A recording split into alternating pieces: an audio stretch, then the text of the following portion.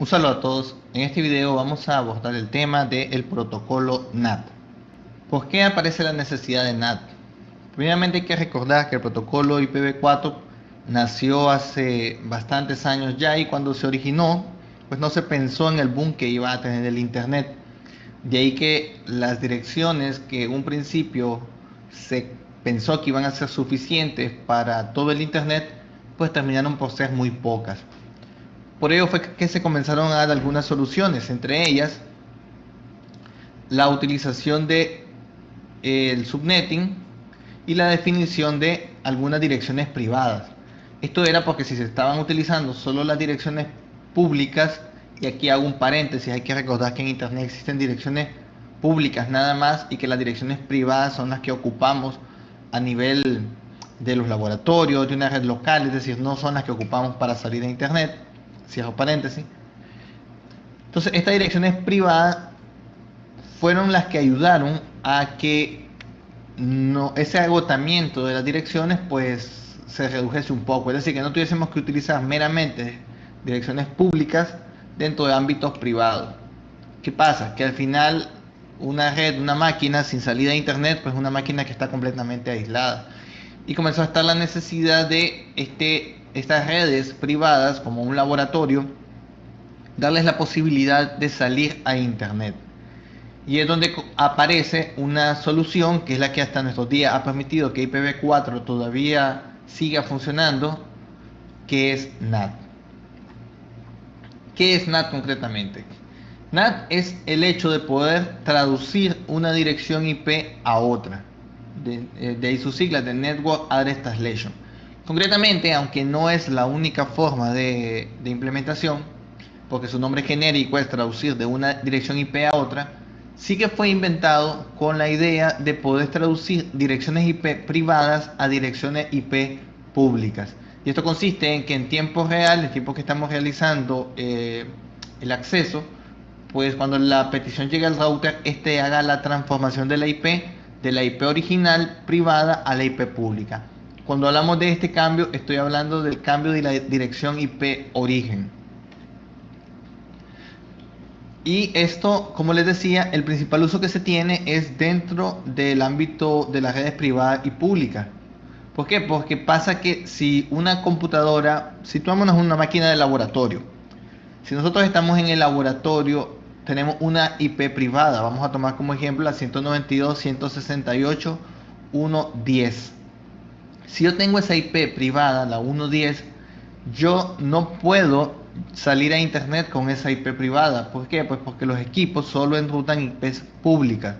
Esto irá subiendo, pasaría por los switches y los routers, pero cuando intente llegar a Internet, pues los routers de Internet no la van a enrutar. Entonces no podría una máquina de laboratorio, utilizando la IP que tiene puesta, que sería la 1.10, como he comentado antes, llegar a Facebook, llegar a Google, llegar a YouTube, llegar a cualquier página.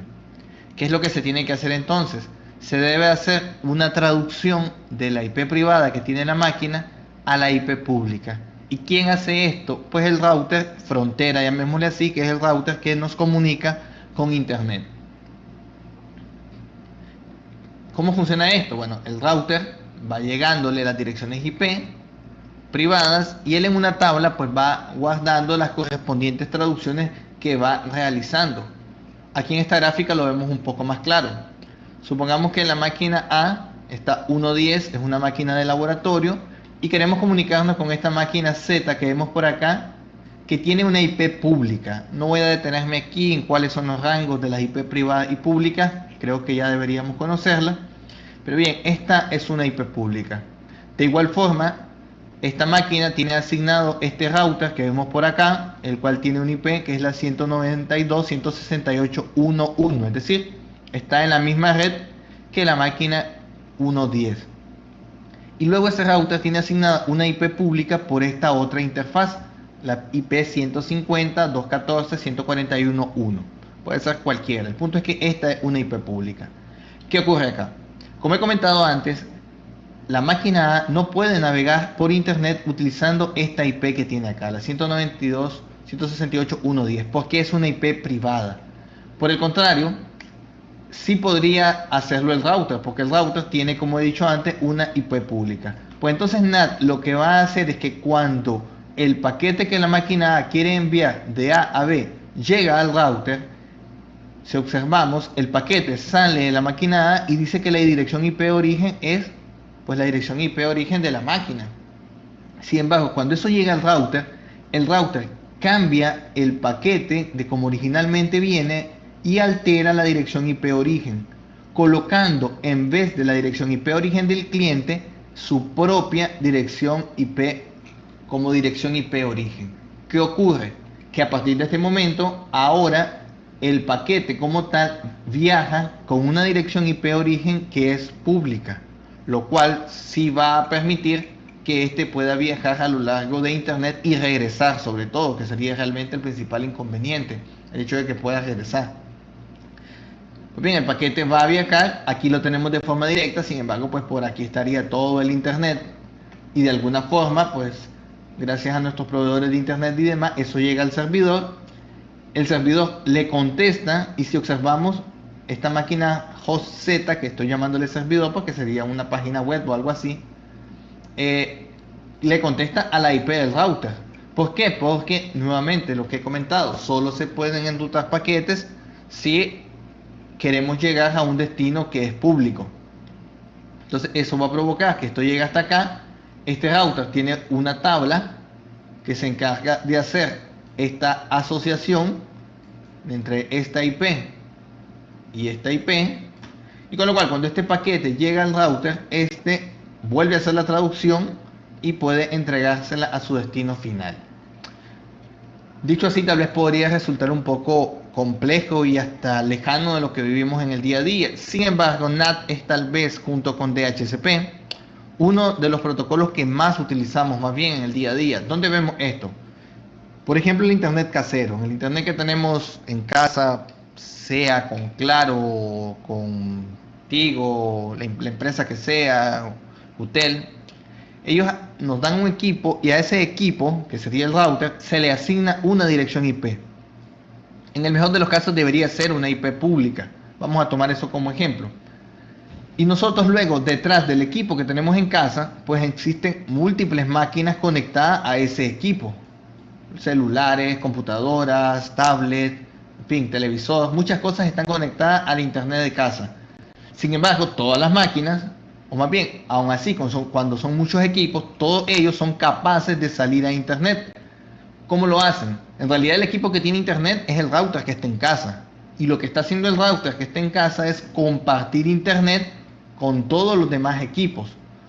Pero cada vez que uno de estos equipos, el cual tiene una dirección IP asignada por el router, intenta salir a internet, el router cambia la dirección IP que el equipo o con que el equipo está intentando salir por una nueva dirección IP, que es la dirección IP del router.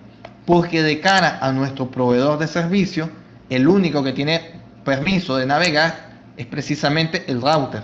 Y es por ello que el router hace un NAT para que cualquier equipo que esté conectado a él pueda salir a internet, pero utilizando la IP que él tenga asignada. No pueden navegar los equipos que tenemos en casa con las IPs que ellos tienen asignadas por el router. Tiene que salir a internet ese paquete con esta IP que tiene el router asignada por el ISP. Bien, esta es la forma general de entender NAT.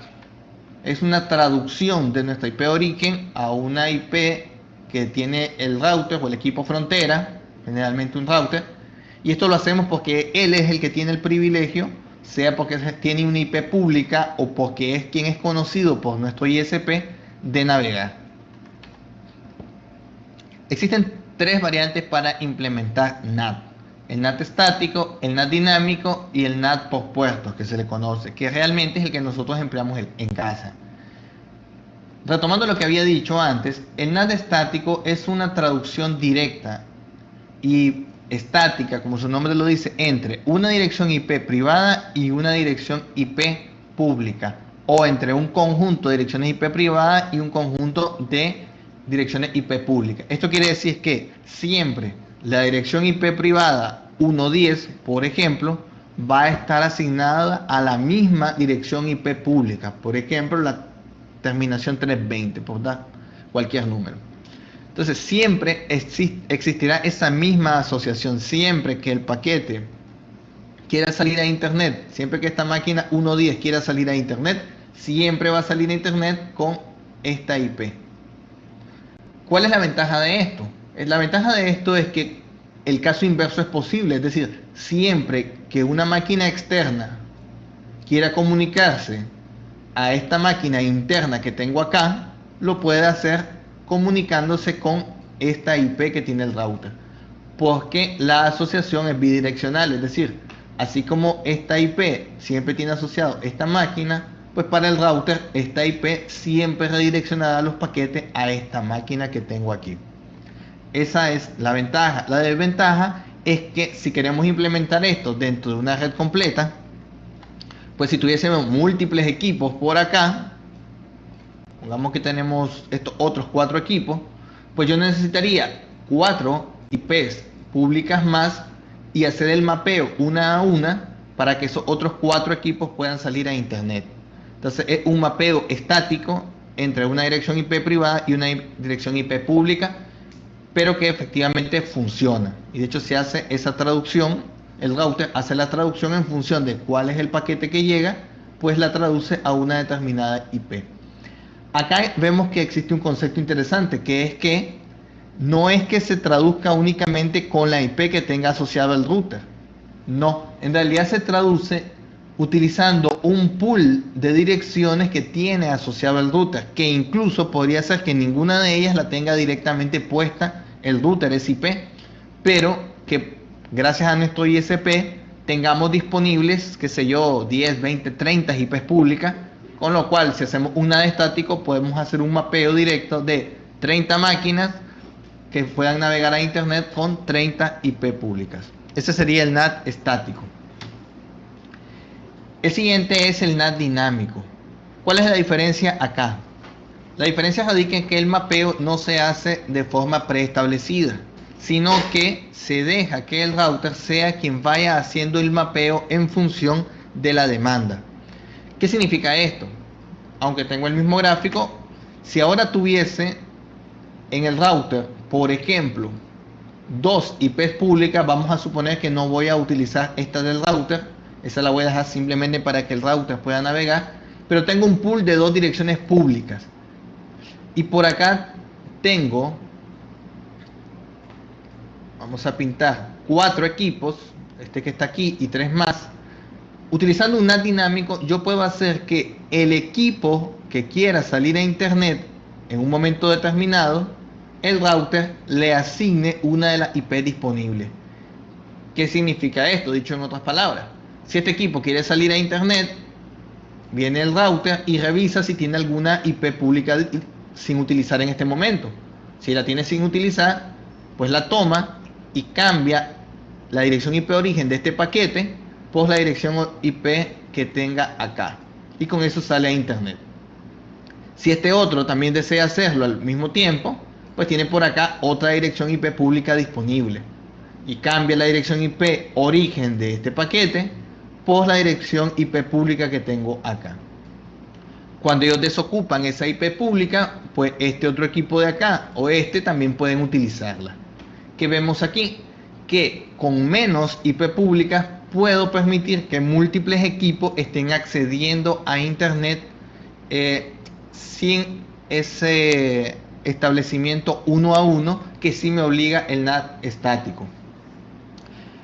Se ahorran direcciones públicas, como nos dice por acá, pero el problema es que pierdo la relación que existe entre una IP pública y una máquina dentro de mi red privada, cosa que sí tenía acá, que en el NAT estático una IP pública siempre está asociado a la misma IP privada, con lo cual cualquier paquete que yo envíe a esa IP pública siempre le va a ir a caer a la misma IP privada.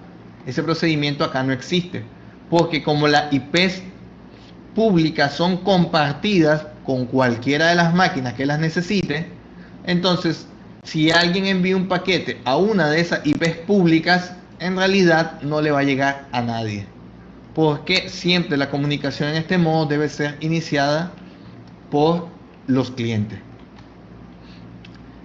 Luego está la sobrecarga de NAT o NAT-P, que es el modo realmente más conocido y más utilizado, al menos a nivel de usuarios finales. Es lo que nosotros tenemos en casa.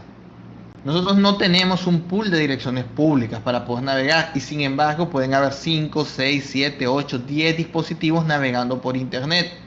¿Cómo se logra esto? Pues bien, ya que solo existe una IP pública, como volvemos a pintarlo acá en el router, lo que se tiene que hacer es utilizar algún otro elemento para saber de quién viene el paquete. Y ahí es donde se crea una tabla que, aparte de utilizar las direcciones IP públicas, utilizan los puertos. De ahí el nombre de NAT-P o NAT por puertos, que también se le conoce. Entonces, esta forma de trabajo de NAT permite que una sola dirección IP pública sea compartida por múltiples clientes. Si nos vamos a los otros dos modos, vemos que en el NAT, cuando un paquete llega, el router cambia la dirección IP del paquete y le pone su propia dirección IP. En el NAT estático hay que hacer una relación uno a uno, qué IP origen va a ser capeada por qué IP pública. En el NAT dinámico, cada IP origen es cambiada por la IP pública que esté disponible en el pool en ese momento, pero en el NAT-P solo hay una IP pública, lo que significa que cualquiera que quiera navegar va a utilizar la misma IP pública. Entonces se hace necesario saber, aparte de la IP origen, que aquí lo estamos viendo, poder saber el puerto con el cual se está intentando conectar esa IP origen. Y teniendo eso, pues se hace una relación entre el puerto con el cual la máquina, por ejemplo, esta que tengo acá, está intentando conectarse, que es el 546. El router viene, hace el NAT, cambia con su propia dirección, pero anota con qué puerto él, ahora el router, se está intentando conectar. Entonces ya sabe que cuando venga un paquete que venga hacia su IP pública, pero a este puerto, gracias a esta tabla, él sabe que este paquete en realidad debe ser entregado a esta IP privada con este puerto. Si otra máquina al mismo tiempo e incluso utilizando el mismo puerto, pero ojo, el puerto de su máquina, porque acordémonos que los puertos no pueden ser iguales, pero a nivel de la misma máquina. En máquinas distintas no hay ningún problema. Entonces la máquina B está intentando salir a internet también y está utilizando el mismo puerto, como lo observamos acá en la tabla. Como es una sola IP pública con la que va a salir, pues el router va a intentar conectarse utilizando un puerto diferente. Esto no importa que no sea el mismo puerto, porque cuando el paquete venga de regreso, el router va a notar que es el paquete que salió con este IP y este puerto, y por tanto va a hacer la traducción y se lo va a entregar entonces a la máquina de abajo. De esa forma, gracias al hecho de que anota la IP y el puerto con el que el paquete le llega y la IP y el puerto con la que el paquete sale, él puede luego hacer la transformación inversa, es decir, convertir ahora el paquete que llega de la red pública a la red privada. Y de esta forma también vamos notando que siempre se está utilizando la misma IP pública, pero se va variando el puerto. Así podemos tener muchísimas conexiones de diferentes máquinas, pero utilizando la misma dirección IP pública siempre. Este es el concepto que utilizamos a diario en nuestra casa si tenemos internet, o incluso también es el mismo concepto que se aplica combinado con DHCP. Por eso hemos visto los dos temas juntos. Cuando en el teléfono tenemos internet, tenemos datos y compartimos internet.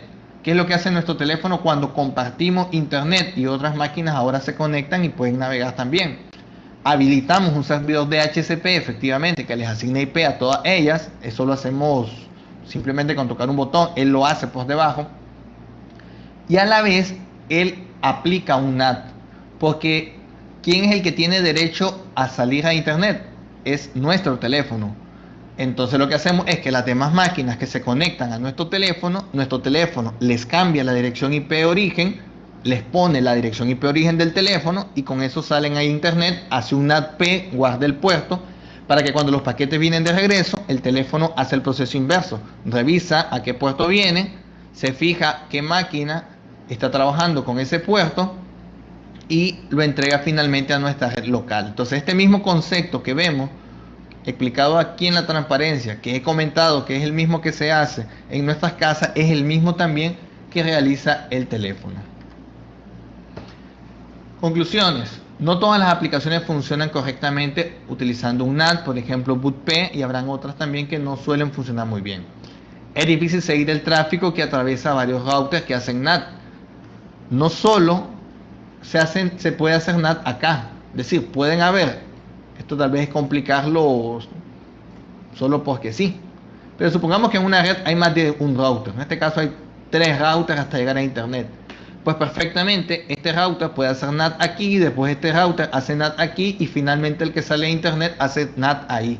Es decir, el NAT no es exclusivo de los routers que salen a internet. El NAT es un simple procedimiento mediante el cual todo lo que está detrás del router sale luego con una única IP o con una IP cambiada. Entonces pueden haber múltiples NAT. Por ello es que es muy difícil saber de dónde viene originalmente el paquete, porque como la IP se ha venido cambiando, cuando la IP llega al destino final, la IP que se está intentando comunicar es la del último que hizo NAT.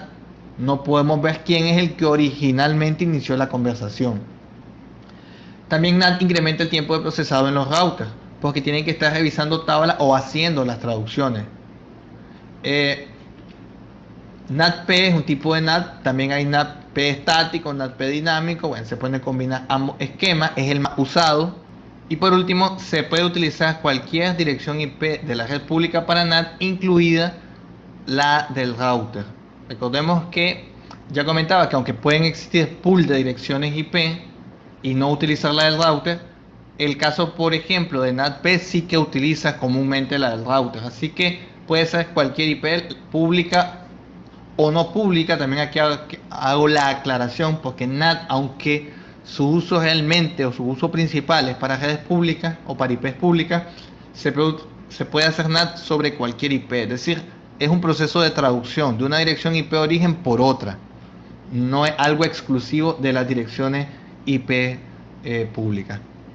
Bien, espero que este video sea de utilidad, que les sirva para estudio, tanto para el test como para comprender lo que hay que realizar en la práctica de laboratorio de NAT. Nos vemos en una próxima ocasión.